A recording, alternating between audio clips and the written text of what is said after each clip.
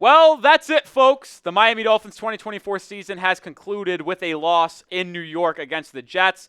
The Dolphins came into today with a chance to make the postseason. The Broncos ended up winning 38-0, so this game ultimately meant nothing, and I'm actually happy the Dolphins ended up losing this game. We'll talk about that, why, in just a second, but Dolphins do finish 8-9. It was officially 32-20 in favor of New York.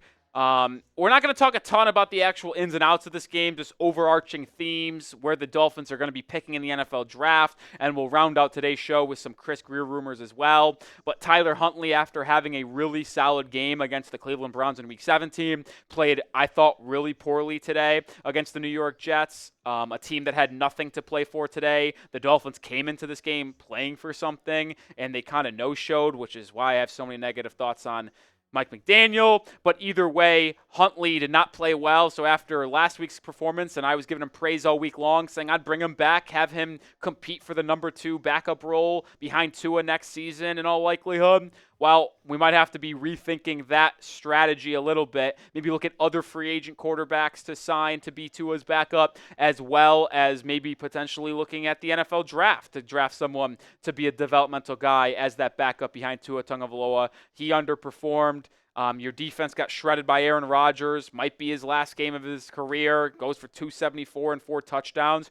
I mean, it's kind of fitting, if we're going to be honest, that Aaron Rodgers' best two games of this season against Miami in Week 14, where he threw over 300 yards, and then Week 18, where he threw 274 yards. But season ends with a loss, and the Dolphins will be picking the 13th overall pick in the draft. Like I mentioned kind of off the top, since the Dolphins, even if they won the game, had no chance to make the postseason, I'm happy they lost. I am someone who never roots for losses, but when it was abundantly clear that Miami was eliminated from the playoffs, I think that's the only time as a fan you should be openly rooting for a loss, because you want to have a higher draft pick, and the Dolphins came into this game holding the 16th pick in the draft, and even if they won today, they would have picked 16. Because the Seahawks and Bengals both had 9 wins, then Dolphins had an easier strength of schedule, which means they would have been picking ahead of them if they got to 9 wins. But with the Colts and the what was the team? The Falcons both having 8 wins, and then the Cardinals getting their 8th win today, the Dolphins lose, and the Colts, Dolphins, Falcons, and Cardinals all have an 8-9 record, but the Dolphins had the easiest strength of schedule this season out of the 4 of those teams, which is why are they drafting at the top and holding the 13th overall pick. So we'll talk about the draft rumors upcoming this offseason. But I want to ask you this question, and I'm going to go in on Mike McDaniel in just a second. But I want to get your thoughts before I did. Should the Dolphins fire Mike McDaniel following an 8-9 season and a loss in New York against the Jets? Type F for fire. Type K for keep. It's a pinned comment. Let me know your thoughts down in the comment section.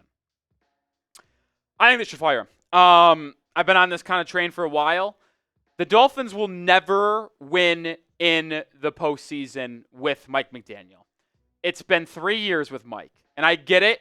You have an above 500 record. You went 9-8 in year 1 and made the postseason. You went 11-6 in year 2 and made the postseason. You went 8-9 in year 3. So you're 5 games above 500 as a head coach, as the Dolphins guy over the last 3 seasons. But what has been one common theme in all 3 years?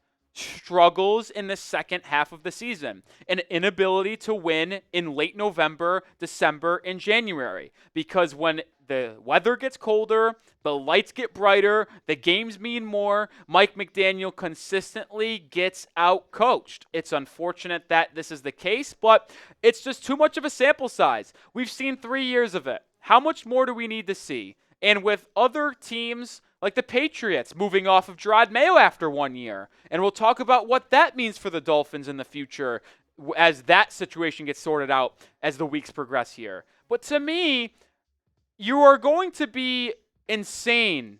What's the definition of insanity? Doing the same thing over and over again and expecting different results.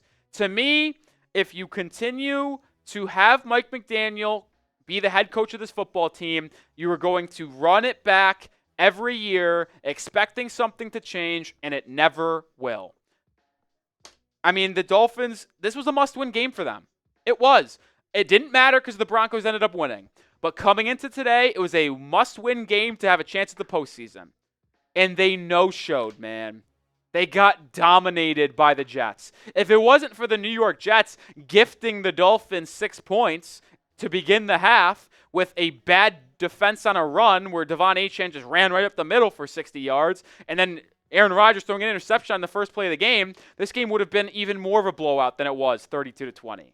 The Dolphins got out-coached today. They're not a physical football team, and that can go to Chris Grier, but I'm telling you right now, I think Stephen Ross is going to bring back Mike McDaniel for a 4th season, but he should not return. And I tell you what, this is going to be a very interesting season up ahead for Mike McDaniel if he is returning, because if it goes poorly again and the same thing happens where they're barely 500, miss the playoffs, and kind of falter late, it will be his last next season at bare minimum. We're going to talk about GM Chris Grier coming up in just a second, but we are sponsored by Prize Picks, the #1 daily fantasy sports platform in North America. And with the playoffs here, you have to get in on the action with Prize Picks. All you do is pick more or pick less on 2 to 6 player stat projections, and you can win up to 1,000 times your cash. And like I said, it is playoff time. It's now or never. Don't miss out on the last few weeks of football action with Prize Picks, the best place to win cash while watching the postseason. Prize Picks offers weekly promotions that can lead to big payouts like Taco Tuesday. Each Tuesday, Prize Picks discounts select player projections up to 25% to provide even more value for your lineups. Think Lamar Jackson will have more than 250 passing yards, Mahomes more than 1.5 touchdowns. Cook up your hot takes with your friends and win real money this football season when you and your crew run your game on Prize Picks. No more Dolphins games for a long time, but this was the entry I had for the final week of the regular season. Did not ultimately go my way because Devon Achane did not have his receiving line that I was hoping him to get, but it is what it is. I appreciate Prize Picks for coming aboard and sponsoring the show because I play Prize Picks all the time. And join me by downloading the app and use code CLNS to get $50 instantly after you play your first $5 lineup. One more time, use code CLNS to get $50 instantly after you play your first $5 lineup. That link is in the description and comments of today's video. Prize Picks, run your game. All right, as we kind of round out this show, it will be an interesting 48 hours to a week coming up for the Miami Dolphins when it comes to GM Chris Grier. Why? Well, we made a video about it on Friday. If you did not watch, go watch that video.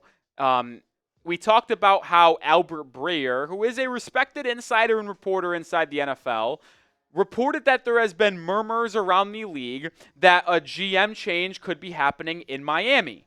Well, you follow that report up with a report that came out Saturday, late Saturday, early Sunday morning, that from Jonathan Jones of CBS Sports, that there are rumors that Chris Grier could be stepping down as GM. So not fired, but stepping down, taking a senior advisory role, and the Dolphins find a new official GM. Now, if that occurs, I will be honest, I'm skeptical of Stephen Ross running a real GM search, and maybe they just hire someone within, which would not make me happy. I would not want someone to be hired from within the organization. We need outside thinking, and we'll probably have a full list of GM candidates sometime this week, which is why you subscribe, by the way.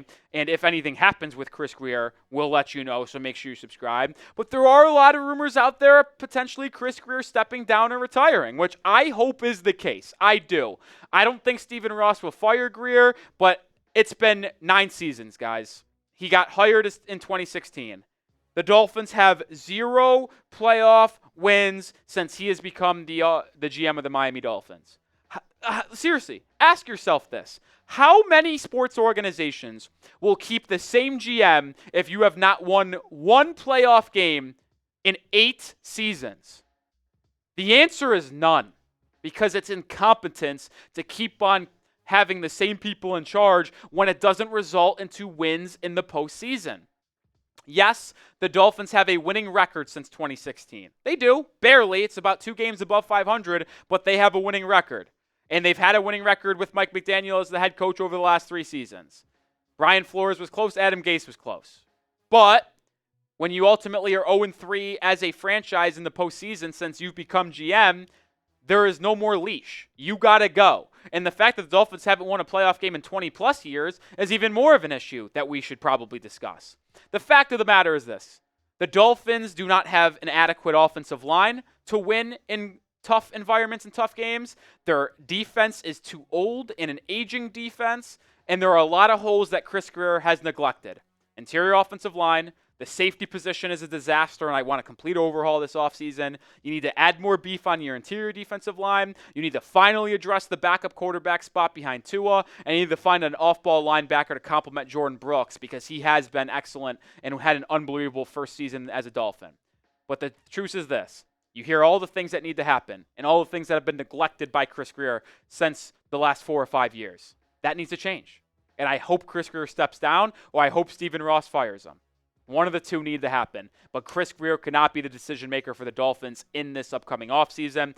And I hope that he is gone. And I also hope that Mike McDaniel is gone. But I don't foresee him actually being fired. But I will say this. If Grier's gone and you hire a new GM, it's not out of the woods that Mike McDaniel stays. Because a new GM is going to have to make that decision if he wants to be associated with Mike McDaniel. And if it's someone hired from the outside, maybe Mike McDaniel gets fired. If it's someone promoted within, you'll probably see Mike McDaniel for another year, unfortunately. All right, that's going to do it for today's episode. Make sure you follow me over on Twitter, as well as making sure you're subscribed, because if significant news and rumors break for the Dolphins, we will cover it on Twitter first. We'll let you know, and then we'll come on here, go live, or make a video on the channel. So follow me on Twitter, subscribe to the channel to make sure you're the most up-to-date Dolphins fan this offseason, because even though there's not a lot of cap space and the Dolphins just are picking in the early teens, it's going to be very busy and big offseason for the future of this franchise. So make sure you're in tune.